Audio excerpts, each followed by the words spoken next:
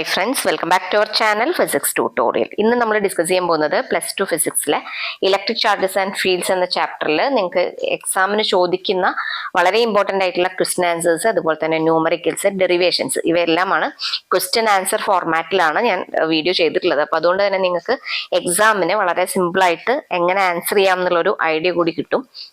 Video ഇഷ്ടമാണെന്നുണ്ടെങ്കിൽ like ചെയ്യാനും share ചെയ്യാനും subscribe ചെയ്യാനും മറക്കല്ലേ. നമുക്ക് വീഡിയോയിലേക്ക് പോവാം. ഫസ്റ്റ് ക്വസ്റ്റ്യനിലേക്ക് പോകുന്നതിന് മുമ്പ് നമ്മൾ ഈ ചാപ്റ്ററിനകത്ത് ഇലക്ട്രിക് ചാർജസിനെ കുറിച്ചിട്ട് ബേസിക് ആയിട്ടുള്ള ചില കാര്യങ്ങളൊന്നും അറിഞ്ഞിരിക്കണം. അതൊന്ന് ജസ്റ്റ് ഡിസ്കസ് ചെയ്തതിന് ശേഷം നമുക്ക് ഫസ്റ്റ് ക്വസ്റ്റ്യനിലേക്ക് പോവാം. ഇനി ഒരു ഇലക്ട്രിക് ചാർജ് എന്ന് പറഞ്ഞാൽ, അപ്പൊ ഇവിടെ ഈ ഫസ്റ്റ് രണ്ട് ചാപ്റ്റേഴ്സിൽ നമ്മൾ പഠിക്കുന്നത് ചാർജസ് റെസ്റ്റിലിരിക്കുന്ന കേസസ് ആണ്, സ്റ്റാറ്റിക് ആയിട്ടുള്ള ചാർജസിനെ കുറിച്ചിട്ടാണ് പഠിക്കുന്നത്. ഓക്കെ, ഇനി ഒരു ഇലക്ട്രിക് ചാർജ് എന്ന് പറയുന്നത് എന്താണ്? ഒരു പോസിറ്റീവ് ആവാം, നെഗറ്റീവ് ആവാം. ഇനി എപ്പോഴാണ് ഒരു ചാർജ് പോസിറ്റീവ് ചാർജ് എന്ന് പറയുന്നത്?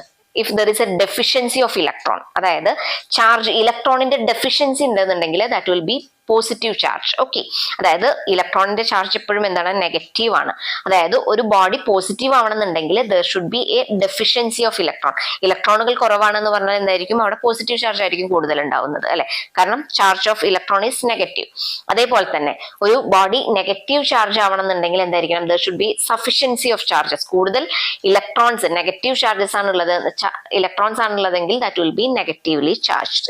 Or we can say that when one body loses electron, ഒരു ബോഡി ഇലക്ട്രോൺ ലൂസ് ചെയ്യുകയാണെന്നുണ്ടെങ്കിൽ that will become positively charged.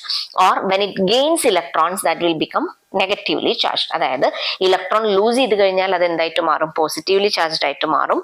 അതായത് ഇലക്ട്രോൺ ലൂസ് ചെയ്ത് കഴിഞ്ഞാൽ അവിടെ ഇലക്ട്രോണിന്റെ എണ്ണം കുറവായിരിക്കും, അതുകൊണ്ട് തന്നെ അവിടെ more number of positive charge ആണ് ഉണ്ടാവുന്നത്, അല്ലെ? സോ പ്രോട്ടോൺസ് ആണ് ഉണ്ടാവുന്നത്.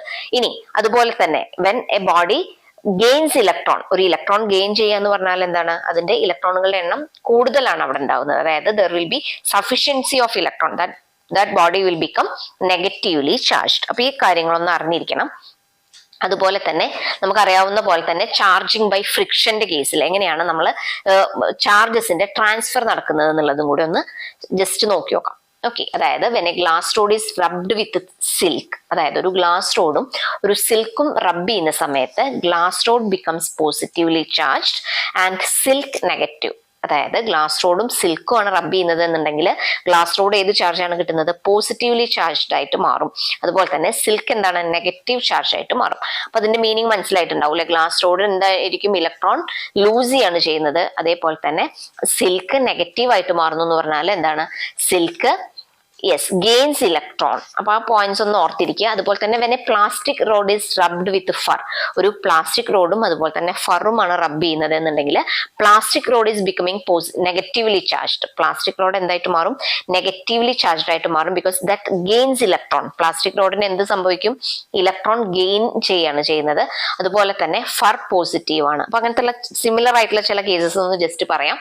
When we rub ebonite with polythene, എബണൈറ്റും പോളിത്തീനുമാണ് റബ്ബ് ചെയ്യുന്നത്, ebonite becomes positively charged and polythene becomes negatively charged. അതുപോലെ തന്നെ വുള്ളൻ ക്ലോത്തും അതുപോലെ തന്നെ ആംബർ, എബണൈറ്റ്, പ്ലാസ്റ്റിക്, റബ്ബർ ഇവയിൽ ഏതെങ്കിലും ആയിട്ടാണ് റബ്ബ് ചെയ്യുന്നതെങ്കിൽ, അതായത് വുള്ളൻ ക്ലോത്ത് ആണ് ഒരു കേസ്, ദെൻ വി ക്യാൻ റബ്ബ് it with either amber, ebonite, plastic or rubber. അവയിൽ ഏതായിട്ടാണ് റബ്ബ് ചെയ്യുന്നതെങ്കിലും വുള്ളൻ ക്ലോത്ത് പോസിറ്റീവ്ലി ചാർജ്ഡ് ആയിരിക്കും.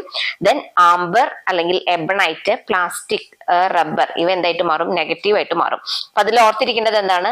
അത് പോസിറ്റീവ് ആണോ നെഗറ്റീവ് ആണോ ആവുന്നത് എന്നുള്ളത് നമ്മൾ എടുക്കുന്ന മെറ്റീരിയലിനെ ഡിപ്പെൻഡ് ചെയ്തിരിക്കും. ഓക്കെ, അപ്പൊ ഒരു മെറ്റീരിയൽ എപ്പോഴും പോസിറ്റീവ് ആവണം എന്നില്ല, അതുപോലെ തന്നെ നെഗറ്റീവ് ആവണമെന്ന് നിർബന്ധമില്ല. That depends on the material which we are choosing for rubbing. Okay, അപ്പൊ ആ രീതിയിലാണ് ഗ്ലാസ് റോഡും അതുപോലെ തന്നെ സിൽക്കുമാണ് എടുക്കുന്നത് എന്നുണ്ടെങ്കിൽ glass rod becomes positively charge and silk becomes negatively charge. വളരെ കോമൺ ആയിട്ടുള്ള ഒരു എക്സാമ്പിൾ ആണത്. അതുപോലെ തന്നെ പ്ലാസ്റ്റിക് റോഡ് ആൻഡ് ഫർ ആണെന്നുണ്ടെങ്കിൽ plastic road becomes negatively charged and fir positive charge. സാധാരണ എക്സാമിന് ചോദിച്ച് കണ്ടിട്ടുള്ള ഒരു ക്വസ്റ്റ്യൻ ആണത്. Okay, now can we move to the first question? Yes, the question is, when a glass rod is rubbed with silk, charges appear on both.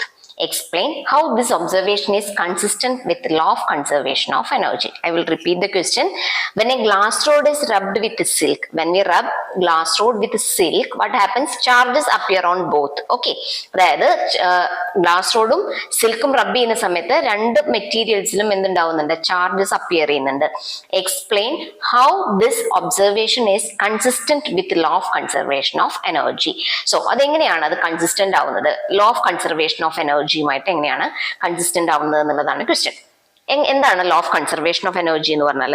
Energy can neither be created nor B destroyed but can be transferred from one form to another. അല്ലെ, അവിടെ ഉണ്ടാവുന്ന total energy always remains constant. അപ്പൊ അതുമായിട്ട് എങ്ങനെയാണ് ഇത് ഈ law നമുക്ക് connect ചെയ്യാൻ പറ്റും? അതായത് ഈ കേസിനെ ഇവിടെ നമുക്ക് റബ്ബ് ചെയ്യുന്ന കേസ്, അതായത് ഫ്രിക്ഷൻ ആണ് സംഭവിക്കുന്നത്. We are charging it by friction. ആ ഒരു കേസിൽ എന്ത് സംഭവിക്കുന്നത്? When two bodies are rubbed what will happen? അതായത് ഒരു ബോഡിക്ക് ഇലക്ട്രോൺ ലൂസ് ചെയ്യും, അതുപോലെ തന്നെ അടുത്ത ബോഡിയിൽ എന്ത് സംഭവിക്കുന്നുണ്ട്? It will gain electron. So how much electrons are lost by one body will be gained by the other body. അതായത് ഒരു ബോഡിക്ക് എത്ര ഇലക്ട്രോൺസ് ആണോ നഷ്ടമാവുന്നത് അത്രയും ഇലക്ട്രോൺസ് എന്ത് ചെയ്യുന്നുണ്ടാവും? അടുത്ത ബോഡിയിലേക്ക് അത് ഗെയിൻ ചെയ്യുന്നുണ്ട്. ഓക്കെ, അപ്പൊ അതുകൊണ്ട് തന്നെ അവിടെ ഉണ്ടാവുന്ന ടോട്ടൽ ചാർജ് എന്തായിരിക്കും? കൺസേർവ്ഡ് ആയിരിക്കും. But only the transfer of charge is taking place. Okay, നമ്മൾ ഓൾറെഡി പറഞ്ഞതാണ് ഗ്ലാസ് റോഡ് സിൽക്കുമായിട്ട് റബ്ബ് ചെയ്യുന്ന സമയത്ത് ഏതാണ് പോസിറ്റീവായി മാറുന്നത്? Yes, glass rod becomes positively charged and silk becomes negatively charged.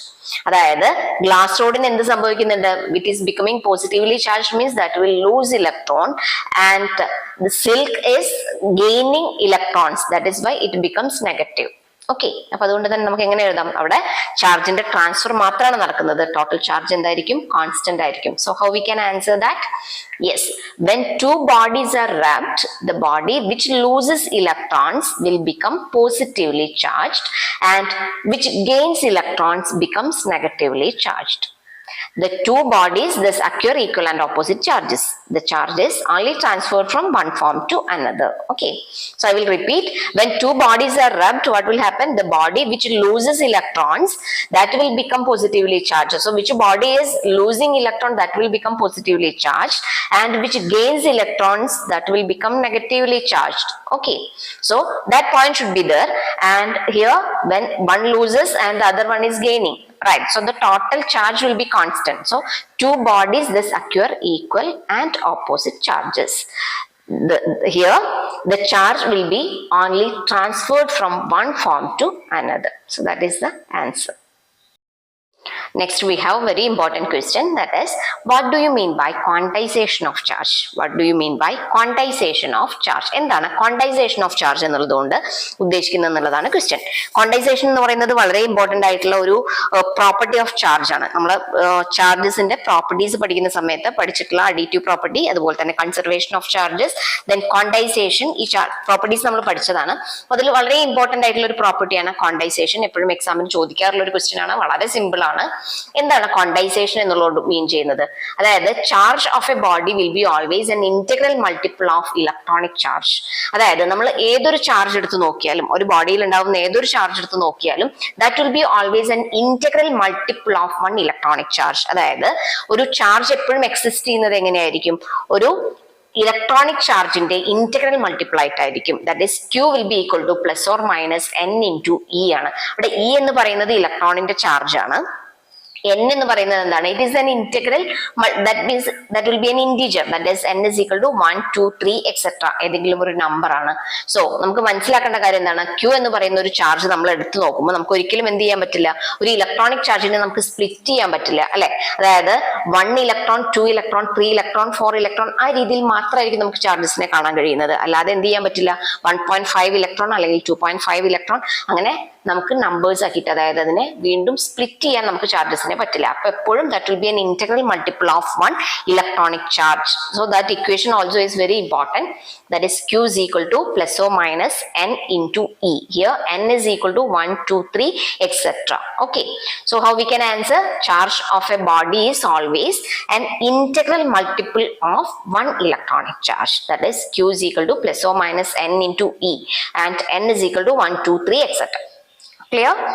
Now we have another question. How many electronic charges form 1 coulomb of charge? ഒരു ചെറിയൊരു ന്യൂമറിക്കലാണ്. How many electronic charges form 1 coulomb of charge. ഇവിടെ നമുക്ക് എന്താണ് കാണേണ്ടത്? Number of electrons ആണ് കാണേണ്ടത് അല്ലെ. സോ നമ്പർ ആണ്, n ആണ് നമുക്ക് കാൽക്കുലേറ്റ് ചെയ്യാനുള്ളത്. ഇനി 1 കൂളം ഓഫ് ചാർജ് എന്ന് തന്നിട്ടുണ്ട്. Q is 1 കൂളം. അങ്ങനെയാണെന്നുണ്ടെങ്കിൽ how we can calculate n? ഏത് ഇക്വേഷൻ ആണ് യൂസ് ചെയ്യേണ്ടത്? യെസ്, ക്വാണ്ടൈസേഷൻ ഓഫ് ചാർജിന്റെ ഇക്വേഷൻ നമുക്കറിയാം. Q is equal to plus or minus n into E ആണ്. അതിൽ കാണാനുള്ളത് എന്താണ്? n ആണ് അല്ലെ. സോ n നെ ഒന്ന് നമുക്ക് റീഅറേഞ്ച് ചെയ്യാം. So n will be equal to Q by E. Okay, ഇനി Qന്റെ വാല്യൂ 1 ആണ്, 1 കൂളം ആണ്. ദെൻ അത് സബ്സ്റ്റിറ്റ്യൂട്ട് ചെയ്യാം. E എന്ന് പറയുന്നത് എന്താണ്? ചാർജ് ഓഫ് ഇലക്ട്രോൺ ആണ്. എത്രയാണ് ഒരു ഇലക്ട്രോണിന്റെ ചാർജ് എന്ന് പറയുന്നത്? അത് വളരെ ഇമ്പോർട്ടന്റ് ആയ കാര്യമാണ്, ബേസിക് ആയിട്ടുള്ള കാര്യമാണ്.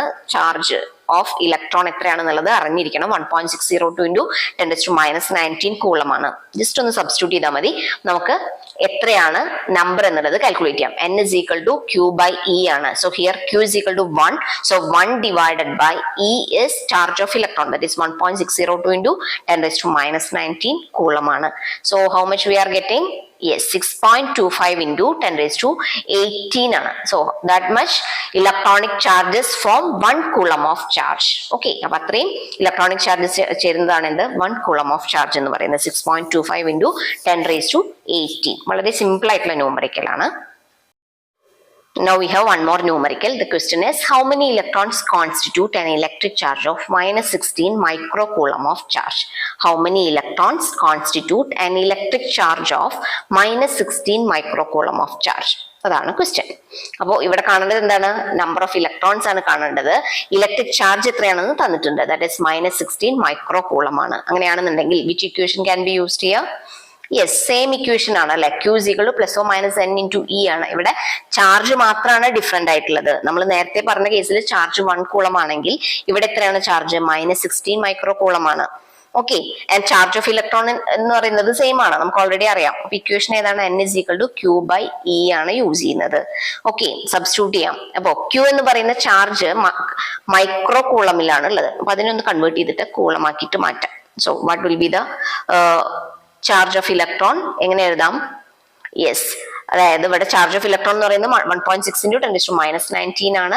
ഇനി നമുക്ക് തന്നിട്ടുള്ള ഇലക്ട്രിക് ചാർജ് എത്രയാണ്? Q is equal to -16 മൈക്രോകൂളം ആണ്. So that can be written as -16 into എന്തിന് ഈക്വൽ ആണ്? 10⁻6 ആണ്. മൈക്രോ എന്ന് പറയുമ്പോൾ എത്രയാണ്? 10⁻6 ആണ്. That much coulomb. ഇനി സബ്സ്റ്റിറ്റ്യൂട്ട് ചെയ്യാം. So what we will get? n is equal to -16 into 10⁻6 divided by 1.6 into 10⁻19 കൂളമാണ് വരുന്നത്. സോ കാൽക്കുലേറ്റ് ചെയ്താൽ എന്താണ് കിട്ടുന്നത്? Yes, that is 10⁻14. That is the number of electrons. Okay, then the next question is state Coulomb's law. എന്താണ് Coulomb's lawയുടെ statement എന്നുള്ളതാണ് ചോദിച്ചിട്ടുള്ളത്. വളരെ important ആണ്. Coulombs law പറയുന്നത് എന്താണ്? ഫോഴ്സ് ഓഫ് അട്രാക്ഷൻ അല്ലെങ്കിൽ repulsion between two stationary charges ആണ് നമുക്ക് കൂളംസ് ലോയിൽ നിന്ന് കാൽക്കുലേറ്റ് ചെയ്യാൻ പറ്റുന്നത്. അപ്പോൾ 2 പോയിന്റ് ചാർജസ് ആണെന്നുണ്ടെങ്കിൽ അവയ്ക്കിടയിൽ ഉണ്ടാവുന്ന ഫോഴ്സ് ഓഫ് അട്രാക്ഷൻ അല്ലെങ്കിൽ ഫോഴ്സ് ഓഫ് റിപ്പൽഷൻ കാൽക്കുലേറ്റ് ചെയ്യാൻ വേണ്ടിയിട്ടാണ് നമ്മൾ കൂളംസ് ലോ യൂസ് ചെയ്യുന്നത്. And the statement is the force of attraction or repulsion between two stationary electric charges is directly proportional to the product of the charges and inversely proportional to the square of the distance between them. അതായത് 2 stationery charges എടുക്കുകയാണെന്നുണ്ടെങ്കിൽ അവയ്ക്കിടയിൽ ഉണ്ടാവുന്ന force of attraction അല്ലെങ്കിൽ force of repulsion എന്ന് പറയുന്നത് എന്തിന് directly proportional ആണ്? Which is directly proportional to product of the charges ആണ്. Suppose they are Q1 and Q2, 2 charges Q1 Q2 ആണെന്നുണ്ടെങ്കിൽ force will be directly proportional to Q1 Q2 and also which is inversely proportional to square of the distance between them. അപ്പോൾ Q1 Q2 എന്ന് പറയുന്ന ചാർജസിന് ഇടയ്ക്ക് ഉണ്ടാവുന്ന distance r ആണെന്നുണ്ടെങ്കിൽ the force of attraction or repulsion will be directly proportional to 1 by r square. That means it is inversely proportional to square of the distance. That can be written as F is proportional to 1 by r square. Okay, so equation becomes F is equal to 1 by 4 pi epsilon 0 Q1 Q2 by r square. ഇവിടെ 1 by 4 pi epsilon 0 എന്ന് പറയുന്നത് constant ആണ് and Q1 Q2 divided by r square. നമുക്ക് എങ്ങനെ state ചെയ്യാം?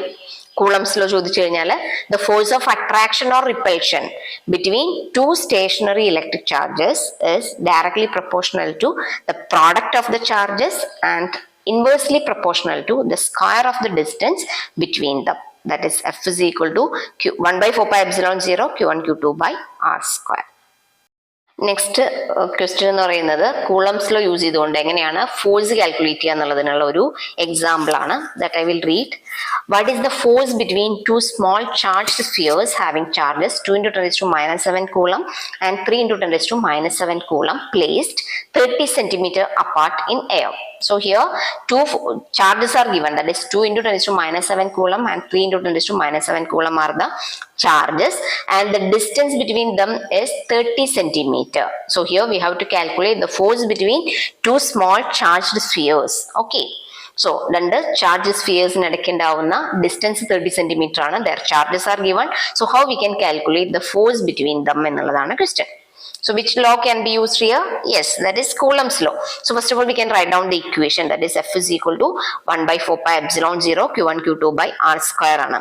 ഇനി given data ഒന്ന് എഴുതി വെക്കാം. Q1 is equal to 2 into 10 raised to minus 7 coulomb ആണ്. Then Q2 is 3 into 10 raised to minus 7 coulomb and R is 30 centimeter. ഒന്ന് substitute ചെയ്യാം. So what we will get here, F is equal to 1 by 4 pi epsilon 0 എന്ന് പറയുന്നത് that is a constant അല്ലെ. അപ്പൊ അതിന്റെ value ഒന്ന് ഓർത്തിരിക്കുന്നത് നല്ലതാണ്. Numericals ചെയ്യുന്ന സമയത്ത് നമുക്ക് ഡയറക്റ്റ് ആയിട്ട് സബ്സ്റ്റിറ്റ്യൂട്ട് ചെയ്യാവുന്നതേ ഉള്ളൂ. So 9 into 10 raised to 9 is the value of 1 by 4 pi epsilon 0. Then into Q1 Q2 by R square we can substitute. So here Q1 is 2 into 10 raised to minus 7 and Q2 is 3 into 10 raised to minus 7.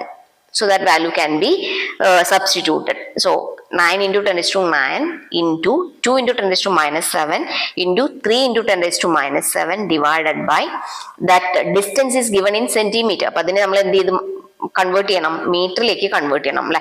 30 centimetre എന്ന് പറയുന്നത് എത്ര metre ആണ്? 0.3 meters ആണ്. So 0.3 the whole square. ഒന്ന് calculate ചെയ്ത് നോക്കാം, കിട്ടുന്ന value എത്രയാണ്?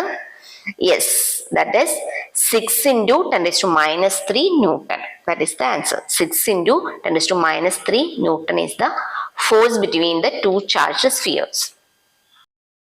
Now, can we move to the next question? The question is, a body of mass m is charged negatively. A body of mass m is charged negatively. State whether the following statements are true or false. അപ്പോൾ true or false ആണ് ചോദിച്ചിട്ടുള്ളത്. ഒരു ബോഡീനെ എന്ത് ചെയ്തിട്ടുണ്ട്? m മാസ്സുള്ള ഒരു body we have charged negatively. Negatively charge ചെയ്തിട്ടുള്ള ഒരു ബോഡിയുടെ കേസാണ് പറയുന്നത്. So first question is, during charging there is change in mass of a body. അപ്പോൾ അതിനെ m മാസ്സുള്ള ഒബ്ജക്റ്റിനെ നെഗറ്റീവ്ലി ആണ് നമ്മൾ ചാർജ് ചെയ്തിട്ടുള്ളത്. So negatively charged means that will gain electrons അല്ലെ. അപ്പൊ അവിടെ എന്താണ് സംഭവിക്കുന്നത്? നെഗറ്റീവ് ആയിട്ട് മാറാന്ന് പറഞ്ഞാൽ there will be gaining of electron gain ചെയ്യും. അപ്പൊ ആ കേസിൽ during charging there is change in mass of a body എന്നുള്ളതാണ് question. Is it true or false? അപ്പോൾ ചാർജ് ചെയ്യുന്ന സമയത്ത് എന്താണ് സംഭവിക്കുന്നത്? ഇവിടെ നെഗറ്റീവായിട്ട് ചാർജ് ചെയ്യുന്നു എന്ന് പറഞ്ഞു. അപ്പൊ അതുകൊണ്ട് തന്നെ ഇറ്റ് വിൽ ഗെയിൻ ഇലക്ട്രോൺസ്. അപ്പോൾ ഇലക്ട്രോൺ ഗെയിൻ ചെയ്യാന്ന് പറഞ്ഞാൽ എന്താണ് സംഭവിക്കുന്നത്? അതിന്റെ മാസ് എന്ത് ചെയ്യും? ഇൻക്രീസ് ചെയ്യും. Negatively charged body electrons gain ചെയ്യുന്നു. സോ ഇലക്ട്രോൺ ഗെയിൻ ചെയ്യുന്നത് കൊണ്ട് തന്നെ അതിന്റെ മാസ് എന്ത് ചെയ്യും? ഇൻക്രീസ് ചെയ്യും. സോ ദാറ്റ് ഇസ് ട്രൂ അല്ലെ. So during charging there is change in mass of body എന്ന് പറയുന്നത് എന്താണ്? ട്രൂ ആണ്. സാധാരണ മറ്റൊരു രീതിയിൽ ഇതിനെ ചോദിക്കാറുണ്ട്, is the mass of a body affected by charging എന്നും ചോദിക്കാറുണ്ട്. അപ്പൊ അതെന്താണ് ആൻസർ? യെസ് ആണ് അല്ലെ. കാരണം ചാർജ് ചെയ്യുന്ന സമയത്ത് even if it is positive or negative എന്ത് സംഭവിക്കും? അത് either it will loose electron or it will gain electron. അപ്പൊ ലൂസ് ചെയ്യുകയാണെന്നുണ്ടെങ്കിലും ഗെയിൻ ചെയ്യുകയാണെന്നുണ്ടെങ്കിലും അതിന് എന്ത് സംഭവിക്കുന്നുണ്ട്? മാസിന് വ്യത്യാസം ഉണ്ടാവുന്നുണ്ട് അല്ലെ. Mass either it will increase or decrease. അപ്പൊ അത് ഗെയിൻ ചെയ്യുന്ന സമയത്ത് അതിന്റെ മാസ് എന്ത് ചെയ്യും? ഇൻക്രീസ് ചെയ്യും. ലൂസ് ചെയ്യുന്ന സമയത്ത് എന്താ സംഭവിക്കുന്നത്? That mass will be decreased. അപ്പോൾ ആ രീതിയിലും ഈ ഒരു ക്വസ്റ്റിനെ ചോദിക്കാറുണ്ട്. Is the mass of a body affected by charging എന്ന് ചോദിക്കാറുണ്ട്. അപ്പൊ ഇവിടെ നമുക്ക് എങ്ങനെ ആൻസർ ചെയ്യാം? During charging there is change in mass of a body എന്ന് പറയുന്നത് എന്താണ്? ട്രൂ ആണ്. Okay. Next question is, the body can be charged to 2.5 E where E is the charge of 1 electron. Okay, question ഒന്നും കൂടി repeat ചെയ്യാം. The body can be charged to 2.5 E. അതായത് നമ്മളൊരു ബോഡിയെ charge ചെയ്യുന്ന സമയത്ത് നമുക്ക് 2.5 E ആയിട്ട് ചാർജ് ചെയ്യാന്നാണ് പറയുന്നത്. where E is the charge of electron. Is it possible to charge it by 2.5 E? No, നമ്മൾ നേരത്തെ ക്വാണ്ടൈസേഷൻ പറഞ്ഞപ്പോൾ പറഞ്ഞതാണ് Q is equal to plus or minus n into E ആണ്. സോ എപ്പോഴും ചാർജസ് എങ്ങനെയായിരിക്കും? That will B N integral multiple of electronic charge ആണ്. അവിടെ n എന്ന് പറയുന്നത് ഒരിക്കലും 0.5 അല്ലെങ്കിൽ 1.5 ഒന്നും വരുന്നില്ല അല്ലെ, 1 2 3 4 മാത്രമാണ് വരുന്നത്. So Q is equal to plus or minus n into E മാത്രമാണ്. So that is false. That cannot be charged to 2.5 E. Clear? The next question is C. While charging the body by induction, new charges are created in it. അതായത് നമ്മൾ charging induction വഴി charge ചെയ്യുന്ന സമയത്ത് new charges are created എന്നുള്ളതാണ് question. Is it true or false? It is false, right. ഇൻഡക്ഷന്റെ സമയത്ത് എന്താണ് സംഭവിക്കുന്നത്? ഒരു neutral body that will get charged by the presence of neighbouring charged body ആയിരിക്കും. Okay, so here there is no new charges created. Okay, that will only induce the charges. That is what we can write here. Yes, while charging the body by induction, new charges are created in it is false. Okay, then the last question is the force between two charged objects is less when there is a medium between them. Suppose we are taking the two charges in vacuum, then we can use the equation F is equal to 1 by 4 pi epsilon 0 Q1 Q2 by R square. And other than vacuum, suppose we are using any other medium and there the charges are placed, what will happen? Epsilon will be equal to epsilon 0 into epsilon r ആണ്. So what will be the force? Force കാണാനുള്ള equation ആയിട്ട് മാറും. That will be equal to 1 by 4 pi epsilon 0 into epsilon r Q1 Q2 by r square ആണ് അല്ലെ. So ആ ഒരു epsilon r ന്റെ ടേമും കൂടെ വരുന്നത് കൊണ്ട് what we can say the force between the two charged objects is less when there is a medium. Okay, so that is true. Can we move to the next question? The question is define electric field. Define electric field. എന്താണ് electric field എന്നുള്ളതുകൊണ്ട് ഉദ്ദേശിക്കുന്നത്? Electric field എന്ന് പറഞ്ഞാൽ എന്താണ്? നമ്മളൊരു charge എടുത്തു കഴിഞ്ഞാൽ there will be a region around that charge where its effect can be felt. അതായത് നമ്മൾ എടുക്കുന്ന ചാർജിന്റെ ഒരു സോഴ്സ് ചാർജ് എടുത്തു കഴിഞ്ഞാൽ അതിന് ചുറ്റും ഒരു സ്പേസിൽ എന്തുണ്ടാവും? അതിന്റെ ഒരു ഇൻഫ്ലുവൻസ് എഫക്ട്, അതിന്റെ ഒരു എഫക്ട് ഉണ്ടാവും അല്ലെ. അപ്പൊ അതിന്റെ ഇൻഫ്ലുവൻസ് ഉള്ള ആ ഒരു റീജിയനെയാണ് നമ്മൾ എന്ത് പറയുന്നത്? ഇലക്ട്രിക് ഫീൽഡ് എന്ന് പറയുന്നത്. So how we can define electric field is the region around a charge where its effect can be felt. So it is the region around a charge where its effect can be felt. And what is the equation for finding electric field? E is equal to F by Q. E will be equal to F by Q. Okay, then write the unit of electric field. What is the unit of electric field? Newton per coulomb, or it can be written as volt per meter. Okay, Newton per coulomb or volt per meter is the unit of electric field. Now we can move to the next question. The question is derive the equation for electric field due to a point charge. Electric field due to a point charge കാണാനുള്ള equation എങ്ങനെയാണ് derive ചെയ്യാന്നുള്ളതാണ് നോക്കാൻ പോകുന്നത്. വളരെ simple ആയിട്ട് നമുക്ക് derive ചെയ്യാം. നമുക്ക് electric ഫീൽഡിന്റെ ഇക്വേഷൻ ഓൾറെഡി അറിയാം. E is equal to F by Q ആണ്. അപ്പോൾ ഇക്വേഷൻ യൂസ് ചെയ്തുകൊണ്ടാണ് നമ്മൾ ഇക്വേഷൻ ഡിറൈവ് ചെയ്യാൻ പോകുന്നത്. Okay, so first of all we R considering A point charge plus Q and A test charge is placed at A distance R from this plus Q charge. അതായത് test charge plus Q0 ആണ്. നമുക്ക് ഡയഗ്രത്തിൽ കാണാൻ കഴിയുന്നുണ്ട്.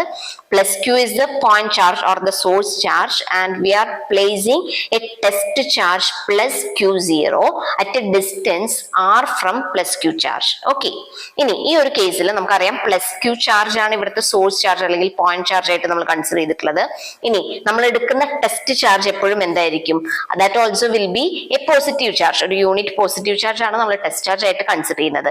ഇനി രണ്ട് ചാർജസും positive ആയതുകൊണ്ട് അവിടെ electric field ഏത് ഡയറക്ഷനിലായിരിക്കും? സെയിം ചാർജസ് ആണ്. So similar charges always will ripple. Okay, light charges ripple ചെയ്യുന്നത് കൊണ്ട് നമുക്ക് എന്ത് മനസ്സിലാക്കാൻ പറ്റും?